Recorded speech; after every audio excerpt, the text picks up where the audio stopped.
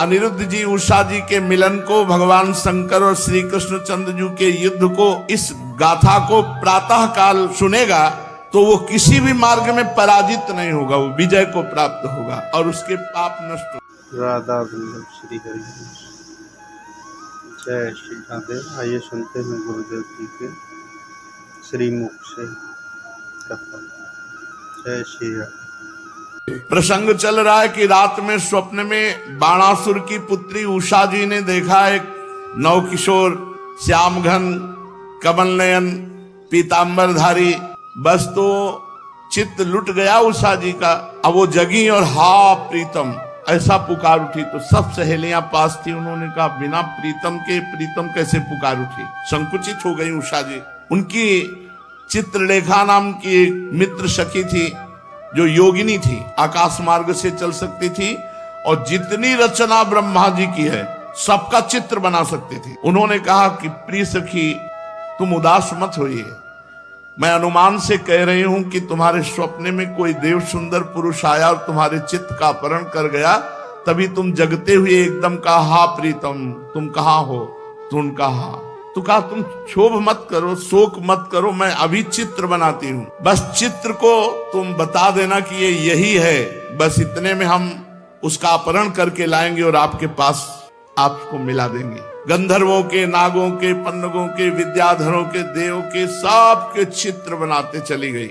जब यदुवंशियों में श्री वसुदेव जी का बनाया तो कहा इसी वंश में। जब श्री कृष्णचंद्र जी का बनाया कहा हाँ बिल्कुल ऐसे ही।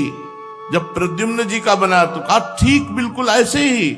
और जे ही अनिरुद्ध जी का बनाया तो कहा यही है, यही हमारे चित्त को चुराने वाले। तब चित्र लेखा जी ने कहा ये तो बहुत कठिन जगह तुम्हारे नेत्र लड़े, ये तो भगवान श्री कृष्ण द्वारिकाधीश के पौत्र हैं, प्रद्युम्न पुत्र अनिरुद्ध, पर फिर भी मैं तुम्हारे काज के लिए चाहे प्राणों का बलिदान करना पड़े मैं अवश्य इनका अपहरण करूंगी। आकाश मार्ग से चित्रलेखा जी द्वारिकापुरी पहुंची। वहां सुदर्शन जी से प्रार्थना की कि आप जानते हैं कि भगवान का ही ऐसा कोई विधान होगा कि उषा जी के स्वप्न में भगवान के पौत्र का दर्शन हुआ, तो आप थोड़ा साइड हो जाइए, हम अपहरण करते हैं अनिरुद्ध जी का। अनिरुद्ध जी महल में पलंग में थे, पलंग सहित उठाया और आंगन से आकाश मार्ग से बाणासुर के महल में उषा जी के पास अनिरुद्ध जी को विराजमान कर। अब तो उषा जी के आनंद का ठिकाना नहीं, जो स्वप्न में देखा था उनको साक्षात देख रही। धीरे धीरे अनिरुद्ध जी से इतनी प्रीता बढ़ी कि अनिरुद्ध जी भी भूल गए द्वारिकापुरी। हंसना खेलना खाना पीना आनंद मनाना वो तो राजमहल है।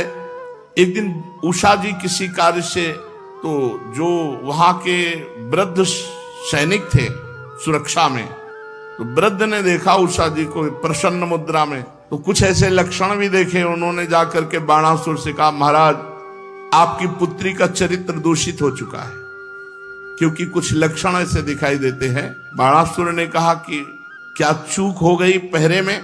महाराज रात दिन ऐसा कड़ा पहरा है कि पक्षी भी प्रवेश नहीं कर सकता बिना आज्ञा के, फिर पुरुष की तो बात जाने दो। बाणासुर एक छोटी सी सेना लेकर महल में, वहां जे ही दरवाजा खुलाया तो देखा भगवान के चतुर्व्यूह अवतार हैं, जैसे राम लक्ष्मण भरत शत्रुघ्न, ऐसे वासुदेव संकर्षण प्रद्युम्न अनिरुद्ध भगवत स्वरूप। अनिरुद्ध जी उषा जी के साथ चौसर खेल रहे थे और सब सखियां सहेलियां सेवा में।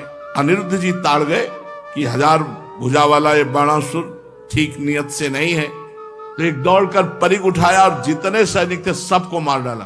बाणासुर ने, मेघनाथ ने जिस मंत्र का प्रयोग करके नागपाश से राम जी और लक्ष्मण जी को बांधा था, उसी नागपाश से अनिरुद्ध जी को बांध दिया। अब अनिरुद्ध जी बंधन में युक्त हो गए। इतने में देवर्षि नारद जी पहुंचे। नारायण नारायण नारायण। द्वारिकाधीश जी महाराज की जय हो। प्रभु सूचना देते हैं कि बाणासुर ने अनिरुद्ध जी को बंदी बना लिया है। बोले हाँ यही तुम जानना चाहते थे, अनिरुद्ध जी 4 महीने हो गए यहां से अपहरण कर ले गया कोई? बोले हाँ, योगिनी चित्रलेखा जो बाणासुर का मंत्री कुंभांड है उसकी पुत्री है, और आप शीघ्र पहुंचे, अनिरुद्ध जी नागपाश में बंधे हुए हैं। अब तो भगवान बलराम जी, श्री कृष्ण, प्रद्युम्न और भी सात्यकी, कृतवर्मा, बड़े बड़े वीरों ने सेना सजाई और शोणितपुर बाणासुर की राजधानी आक्रमण कर दिया। जब बाणासुर ने देखा कि हमारी राजधानी पे आक्रमण कर दिया यदुवंशियों ने, तो तुरंत सूचना पहुंचाई। तो भगवान शंकर ने वचन दिया था बाणासुर को कि तुम्हारी राजधानी की रक्षा हम करेंगे। तो भगवान शंकर वृषभ राज नंदी पर सवार होकर के स्वामी कार्तिकेय अपने सैनिकों के साथ सामने आमने आ गए। इधर भगवान श्री कृष्ण बलराम, इधर महादेव जी और कार्तिकेय स्वामी, देव सेनापति स्वामी कार्तिकेय, महान बलशाली भगवान शंकर पुत्र। अब तो बड़ा विशाल घमासान युद्ध, रोंगटे खड़े कर देने वाला, भगवान शंकर जी से भगवान श्री कृष्ण चंद्रजू और प्रद्युम्न जी से स्वामी कार्तिकेय का युद्ध होने लगा। बलराम जी कुंभांड कूपकर्ण से युद्ध करने लगे। बाणासुर के पुत्र के साथ सांब और बाणासुर के साथ सात्यकी भिड़ गए। बड़े बड़े देवता, ऋषि मुनि, सिद्ध, चारण, गंधर्व, अप्सराएं ये विमानों पर चढ़कर युद्ध देख रहे।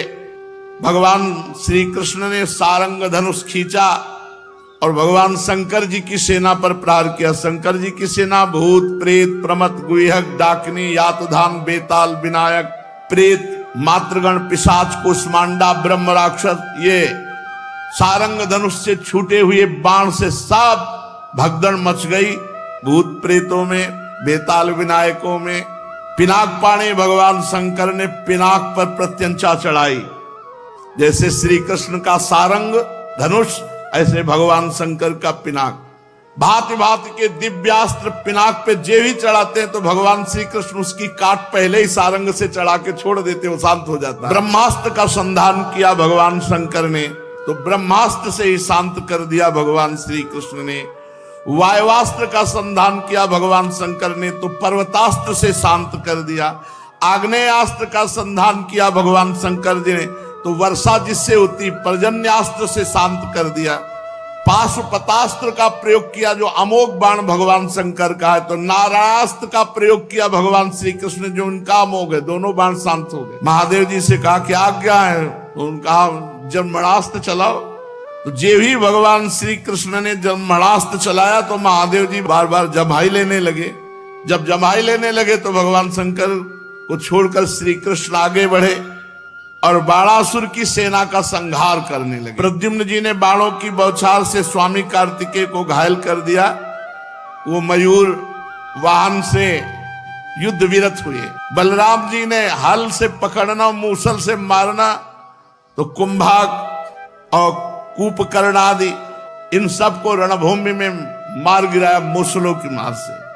अब ऐसा बलराम जी का मूसल चले कि बड़े बड़े गजरा, तितर बितर सब हो गए। बाणासुर ने देखा हमारी सेना तहस नहस हो गई और हमारे गुरुदेव भगवान शंकर तो जमाई लेने में ही लग गए, कार्तिक जी का मोर उड़ गया, युद्ध विरत हो गए। अब उसने 1000 भुजा, 500 धनुष, लाखों बाण संधान, एक साथ क्रोधित होकर बाणासुर युद्ध करने लगा। भगवान श्री कृष्ण ने एक बाण से सब धनुष की प्रत्यंचाएं काट दी, सारे बाण काट दिए।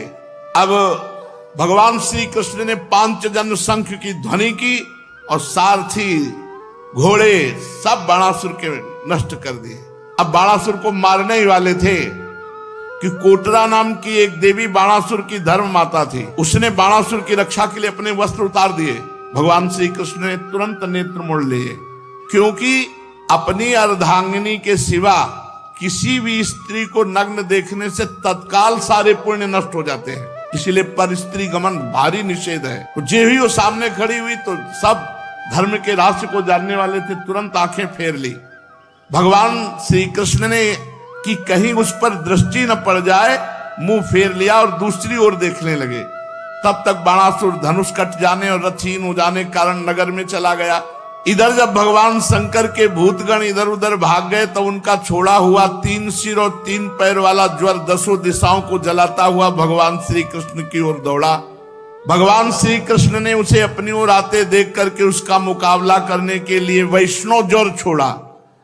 अब वैष्णव ज्वर और माहेश्वर ज्वर में आपस में युद्ध होने लगा। अंत में वैष्णव ज्वर के तेज से माहेश्वर ज्वर पीड़ित होकर चिल्लाने लगा और अत्यंत भयभीत हो